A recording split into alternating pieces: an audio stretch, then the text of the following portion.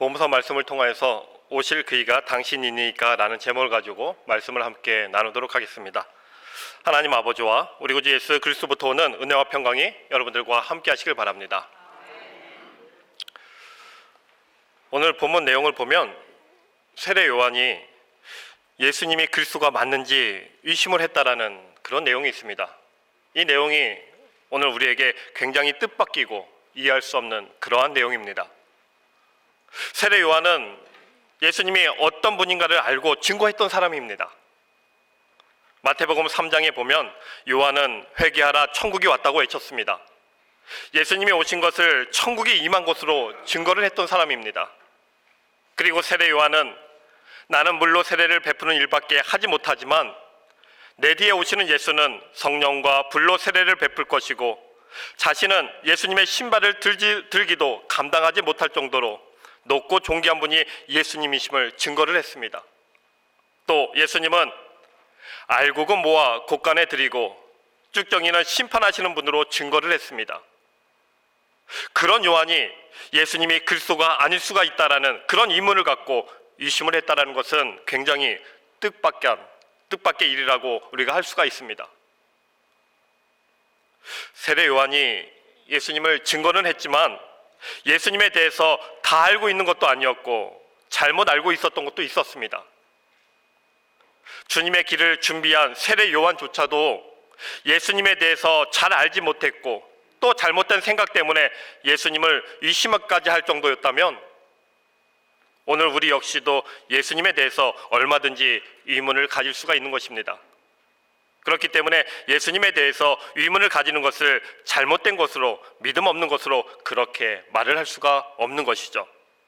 오히려 예수님에 대해서 의문을 가지지 않고 의심도 하지 않고 무조건 믿는 것은 맹목적인 신앙으로 흘러갈 수 있기 때문에 더 잘못된 신앙의 길을 갈 수밖에 없는 것입니다. 우리의 지혜와 지식으로 하나님을 아는 것은 한계가 있습니다. 그렇기 때문에 하나님께서 일하시는 방식에 대해서 의문을 가지는 것은 우리에게 당연히 있을 수밖에 없는 것이죠. 하지만 하나님이 하시는 일에 대해서 왜 의문과 의심이 생겨나는지 그것을 우리는 생각을 해야 하는 것입니다. 그래서 오늘 우리는 세례 요한이 가졌던 의문에서 우리가 예수님께 가졌던 의문을 생각을 하면서 주님에 대해서 의문이 생기는 이유가 무엇인지, 왜 주님에게 의문이 생기는지 그것을 오늘 말씀을 통하여서 깨닫는 시간이 되셨으면 좋겠습니다. 요한은 옥에 갇혀 있습니다. 옥에 갇혀 있는 상황에서 예수님이 어떤 일을 하고 계신지 소식을 들었습니다. 2절에 보시면 요한이 옥에서 그리스도께서 하신 일을 듣고 제자들을 보내요. 요한은 예수님이 하신 일을 듣고 제자들을 예수님께 보냅니다. 제자들을 예수님께 보내면서 예수님께 묻는 말이 3절에 보시면 오실 그이가 당신이오니까 우리가 다른 일을 기다리오니까 이렇게 묻고 있습니다. 요한은 예수님께서 하신 일을 듣고 예수라는 사람이 진짜 하나님이 보내신 그리스도가 맞는가 의문이 생겼다는 것을 우리가 알 수가 있습니다. 그러면 요한은 왜 예수님이 하신 일을 듣고 예수가 그리스도가 맞는지에 대한 그런 의문을 갖게 되었을까요? 요한은 회개하라 천국이 가까이 왔다고 외치면서 회개에 합당한 열매를 맺지 않는 사람은 오시는 그리스도가 불에 태워버리시는 심판을 행할 것을 외쳤습니다. 3장 10절에 보시면 이미 도끼가 나무 뿌리에 놓였으니 좋은 열매를 맺지 아니하는 나무마다 찍혀 불에 던져지리라.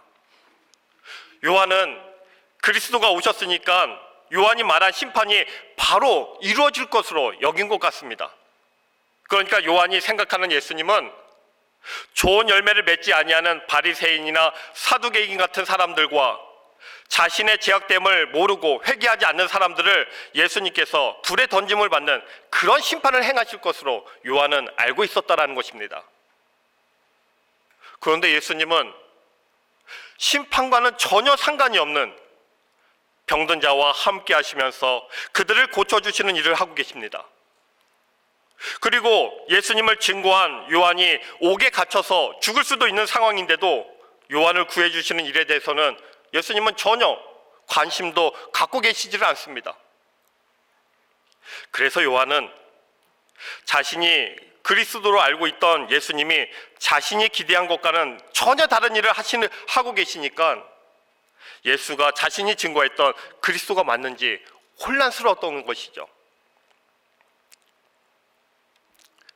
우리도 예수님에 대해서 의문이 드는 것은 예수님이 나를 구원하신 분이고 나를 사랑하셔서 나와 함께 해주시는 분이라면 나를 도와주셔서 고통과 슬픔과 아픔이 없게 하셔야지 왜 나에게 고통을 겪게 하시는가?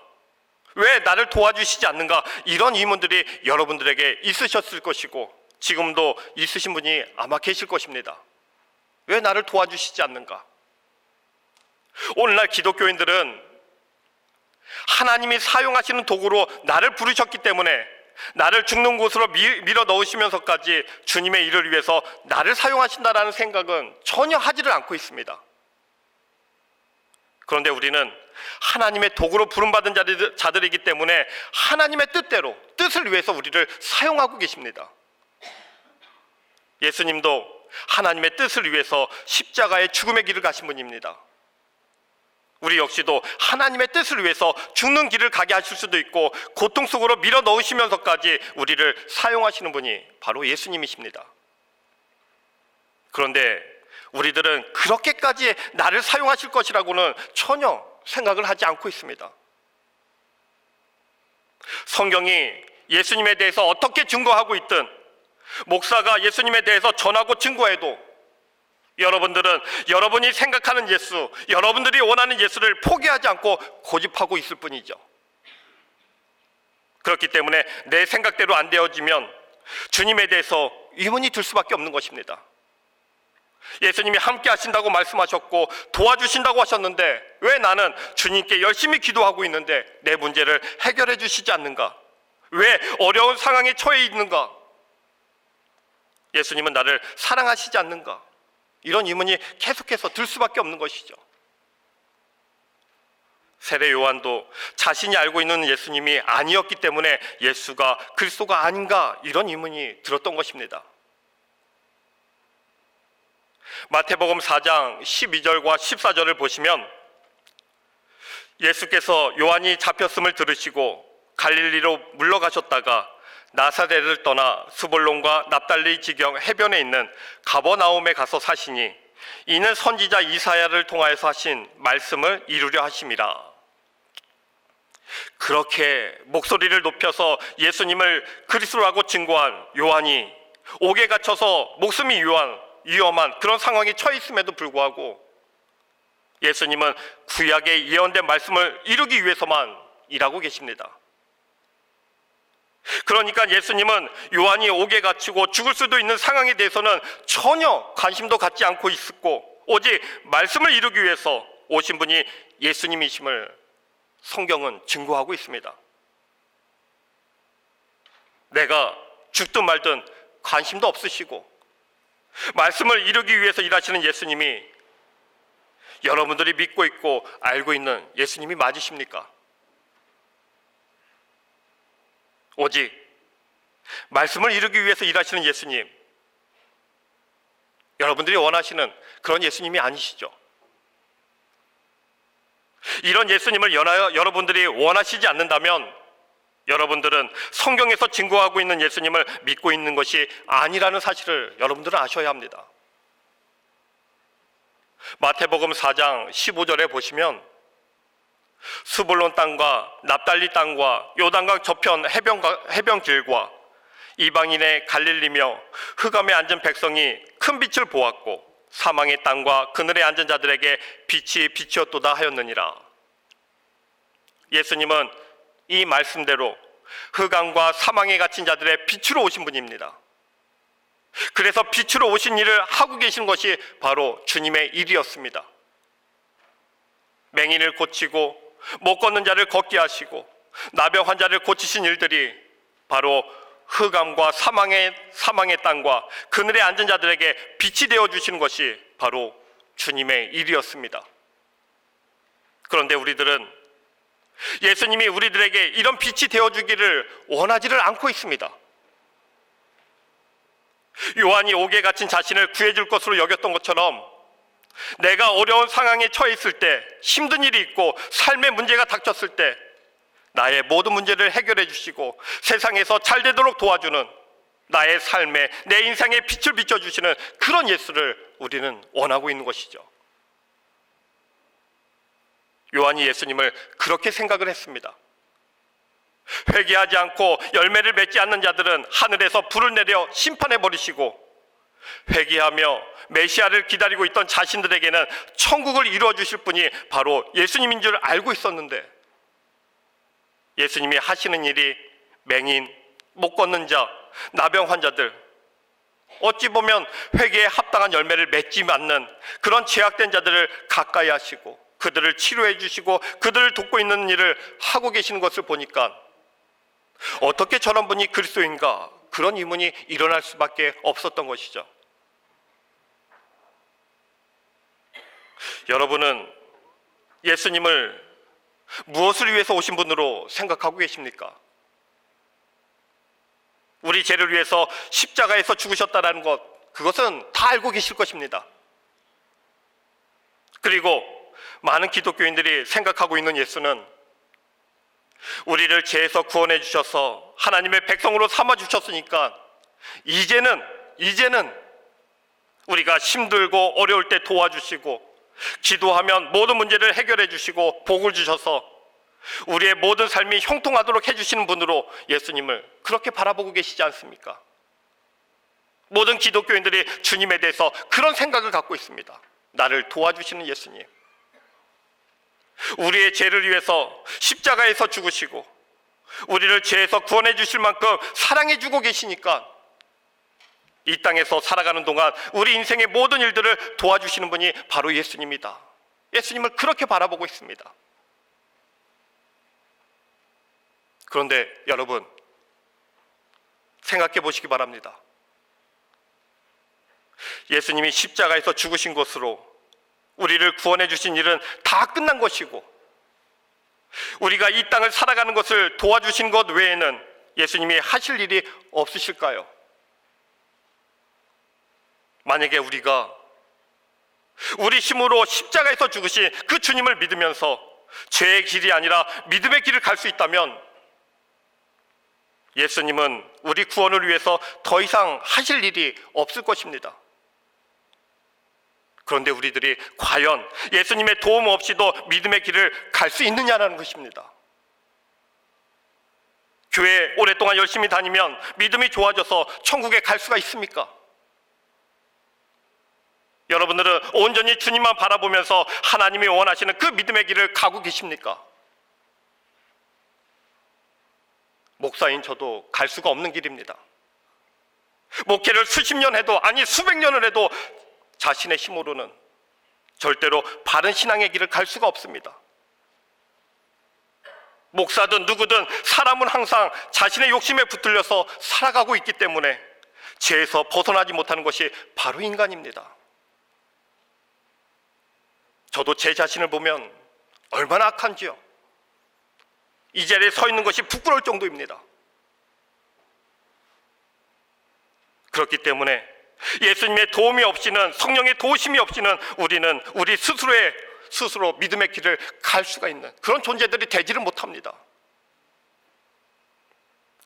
그래서 예수님은 여전히 우리를 붙들어서 우리의 믿음을 도우셔서 빛의 자리로 이끌어 가실 수밖에 없습니다.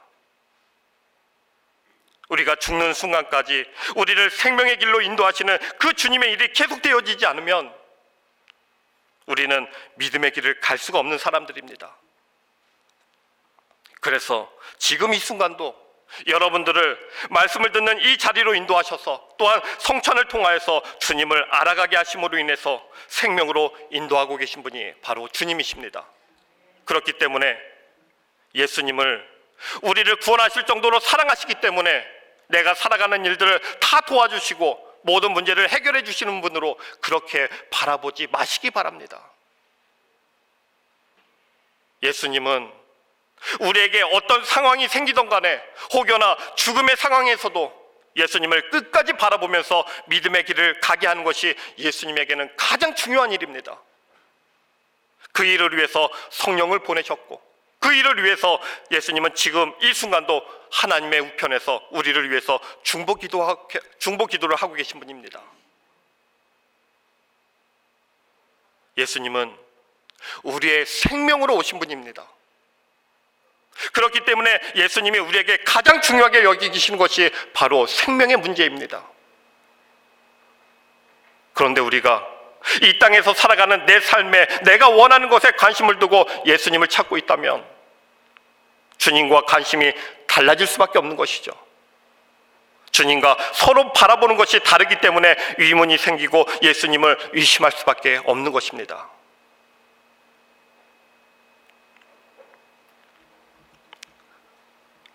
(4절과 5절을) 보시면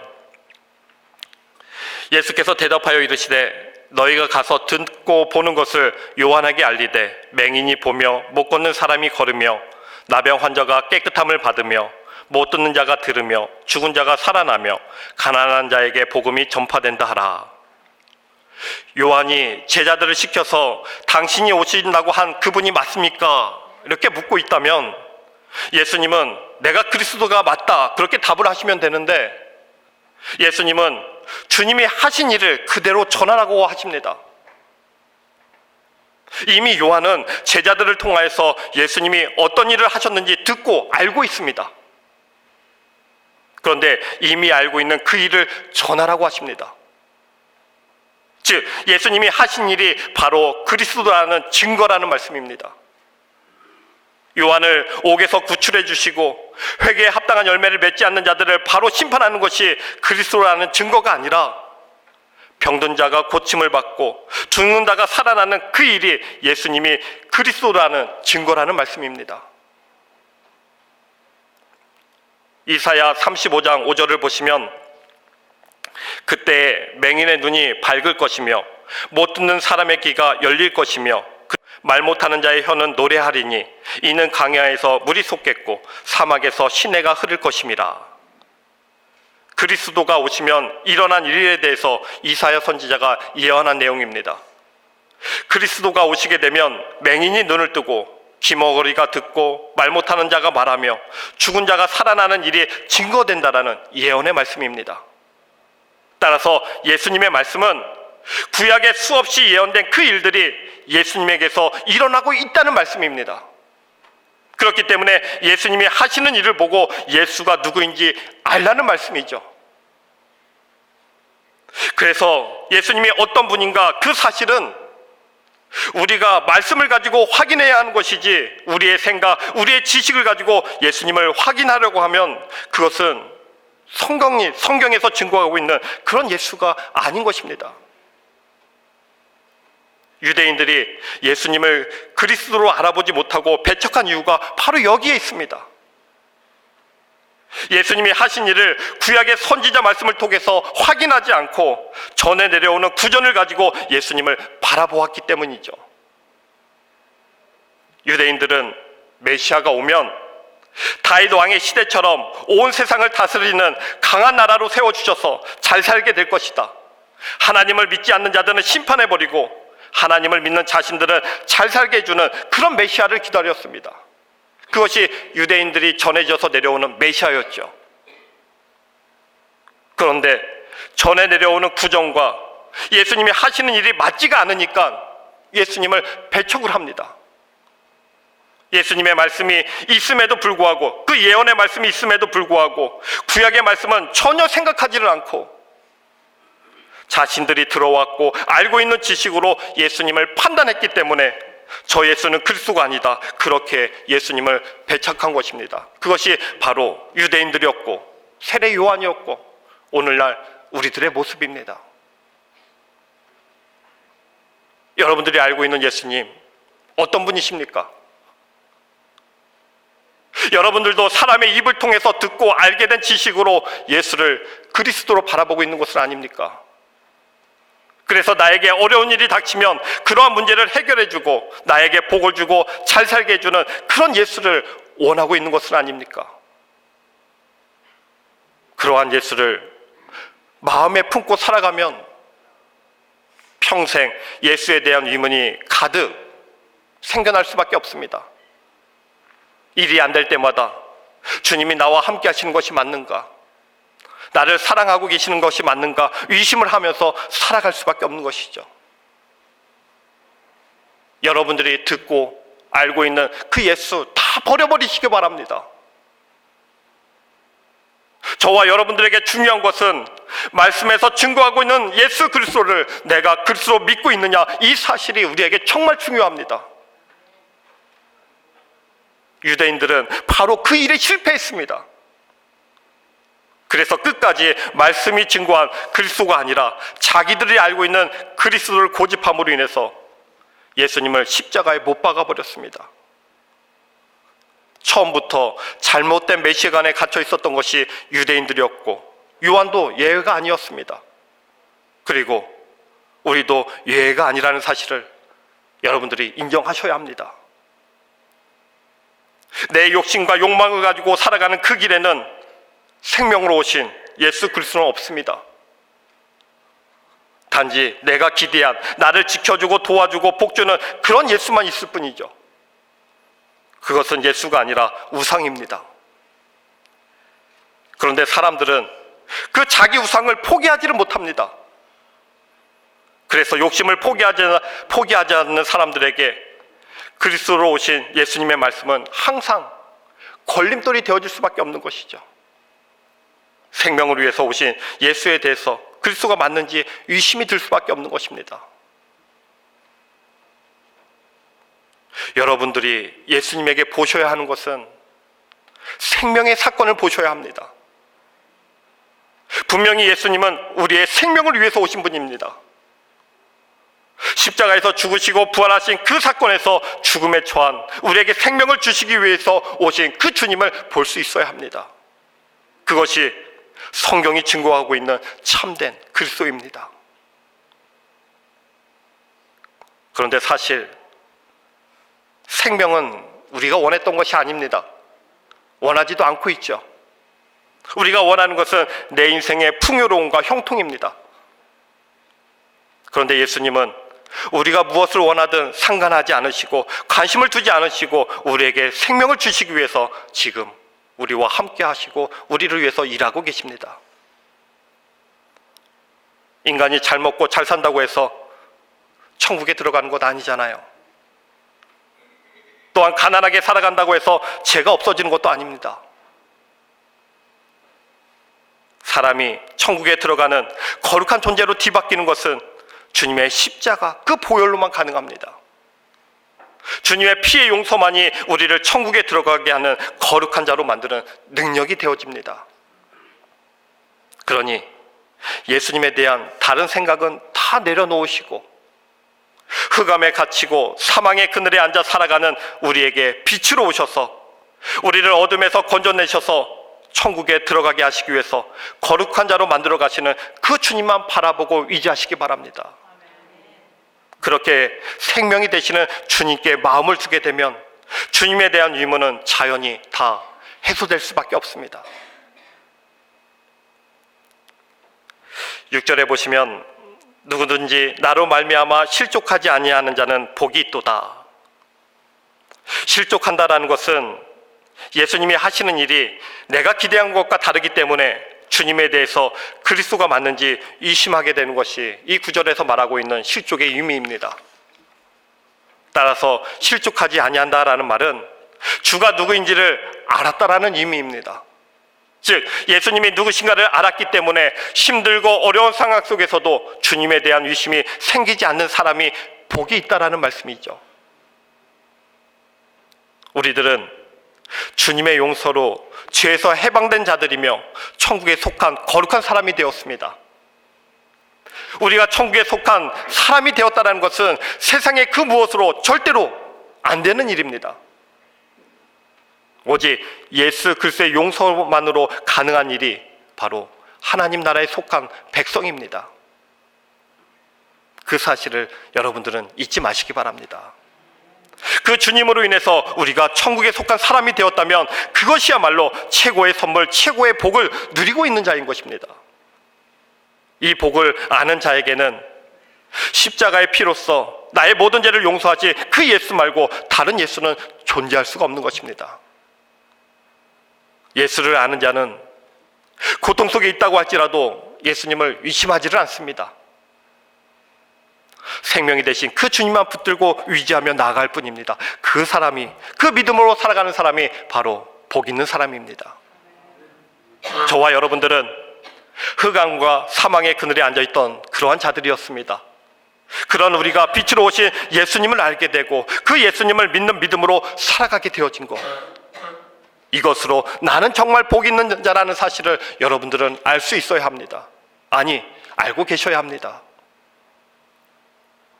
예수님을 믿는 믿음으로 천국에 속한 거룩한 자가 되었음을 바라보시면서 살아가는 모든 삶들 속에서 빛으로 나에게 오신 그 주님으로 인해서 힘도 얻으시고 기쁨도 있고 위로도 받는 그런 믿음의 길을 가시는 저와 여러분들이 되어지길 간절히 소망합니다.